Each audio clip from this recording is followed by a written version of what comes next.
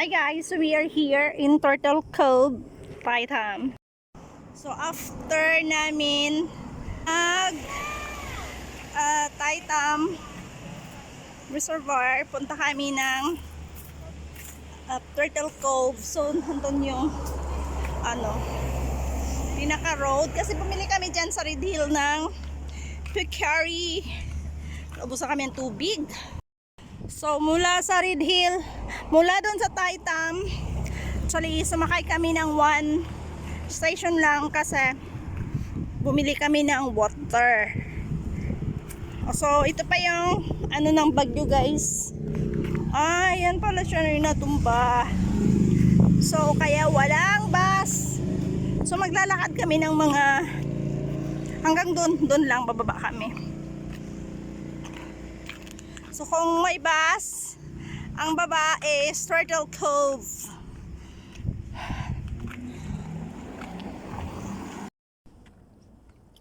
So, ayan, pag nakita nyo yun, dito tayo sa kalsada, at meron pa welcome dito.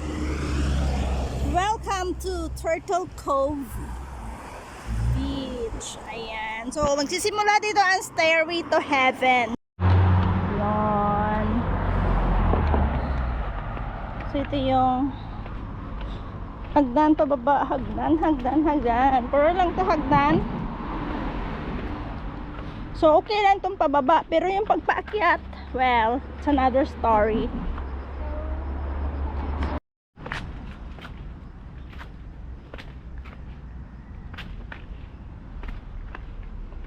So, walang humpay yung hagdan dito.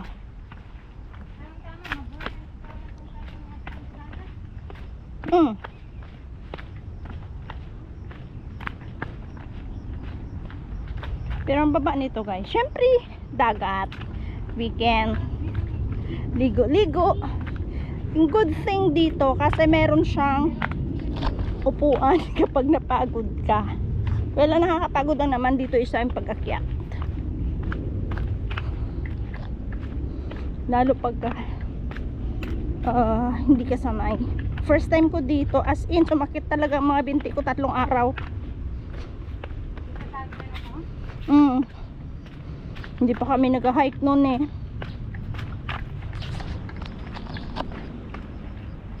That was 10 years ago.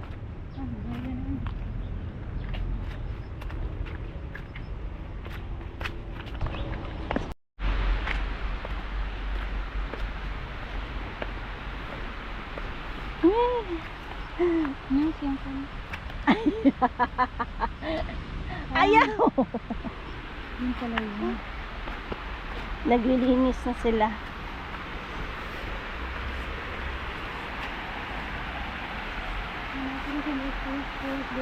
Yeah. May waterfall. Far. So we are here na in the beach. Nalinis dito. Malinis? Yeah, mainit lang.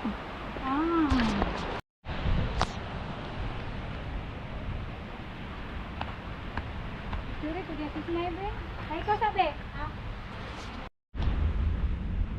So in siya, may playground siya na maliit. Pwedeng nag-barbecue. But sad to say for now, walang nag-barbecue. So, solo namin ang dagat ngayon. Wala nga lang.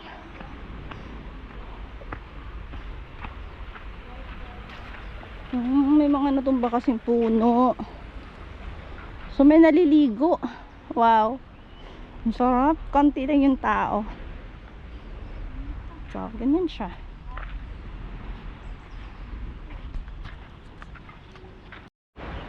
Ganyan lang siya. Sarap ng ng alon. So kung maliligo ka, sulong-sulo mo yung dagat tulad ni ate, oh. Isa lang siya.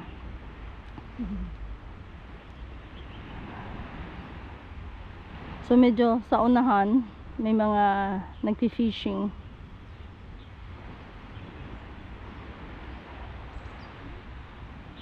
Welcome to So lang yung lifeguard. Maganda to pagka gusto mong magtago. Kasi konti lang yung mga taong pumupunta dito. Tago daw guys. Tago ng ex guys. Ganda ng ex Yeah. sa amin. Yung mag-date-date ka tapos gusto mo siyang itago. Pwede dito. Ha? Gago naka-on pala. Ha? Naka-on pala tong GoPro ko. Yung GoPro? Oo. Tara na. Okay, let's go. Let's go. Woo! May mga upuan dito. Kaya lang mainit.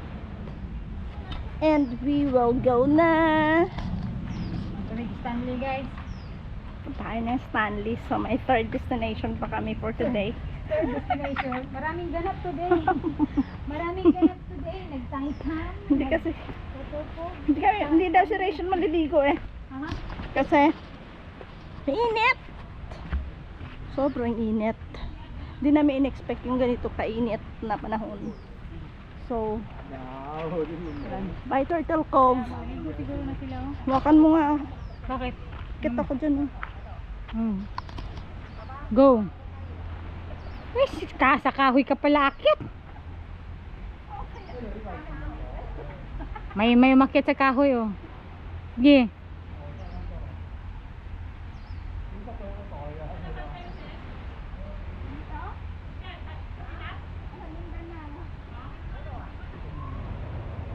Ang ginagawa mo dyan?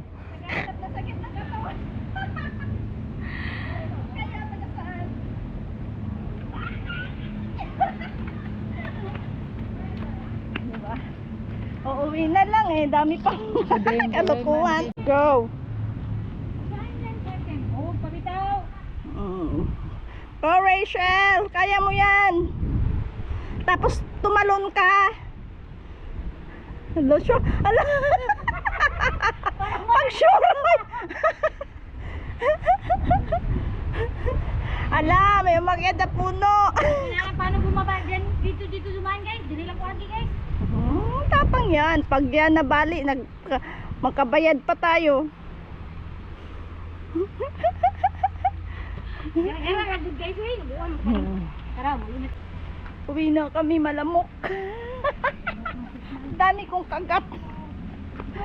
Wala pa po pamakap po. O de, ako na. Ako na lang. Ako na lang ang dugo. pinapapak. Diba tamis mo ng dugo? Siguro. So bye guys. Thanks for watching. Bye Turtle Cove. Hey guys. Third destination namin for today. Stanley Plaza. Ayan. Stanley Plaza guys. May bangko. Meron na rin yan sa Pinas. Really? Yeah. So doon tayo last time. Yung pumila tayong putoy? Oo. So bababa kami doon. 'Di ba ang ganda ng Stanley?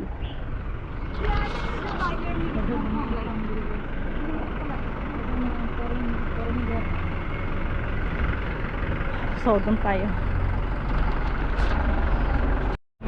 Nakita nyo bang may guhit sa... Ay, hindi siya nakikita. So, baka lang tayo dito na tayo bababa.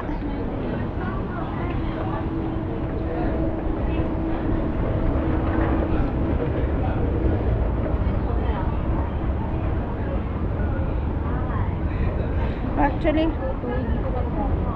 pumunta lang kami dito, kakain kami sa McDo, tapos uuwi. Magdoko-doko nito.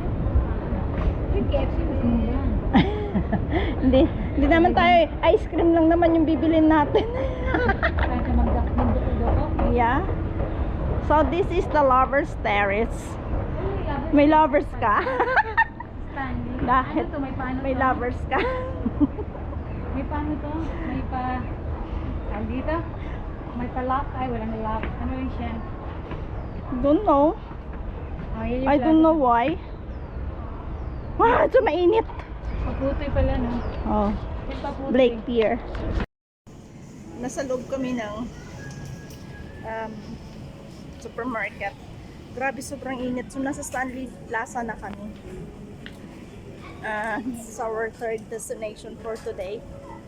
Pero, nagpalamig lang talaga kami dito. Grabe, ang init. Hindi namin kaya sa labas. Kaya pumasok kami dito sa supermarket. Kailangan namin pagpalamig.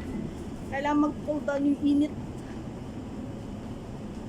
Kanina pa kami paikot ng ikot sa initan. So, grabe talaga yung init ngayong araw.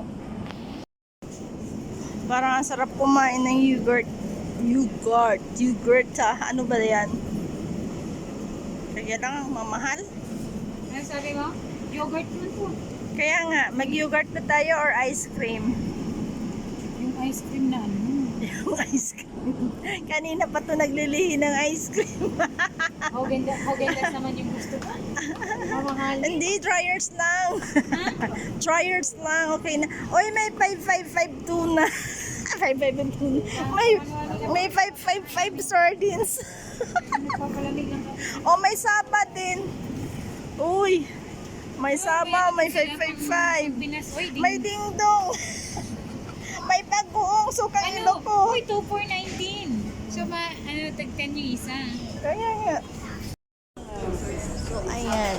Nakapag-ice cream na talaga si Rachel. Super init kasi umabot ng 35 degrees today. No? Nagsasabi mo dyan? Dito pa rin kami sa Stanley Plaza. Kakatapos namin kumain sa McDonald's. Nag-ice cream lang pala kasi sobrang init. So, ito na. Lumabas na kami after kami kumain ng ice cream at mainit pa rin. Pero kaya na. Kaya nang magpabilad.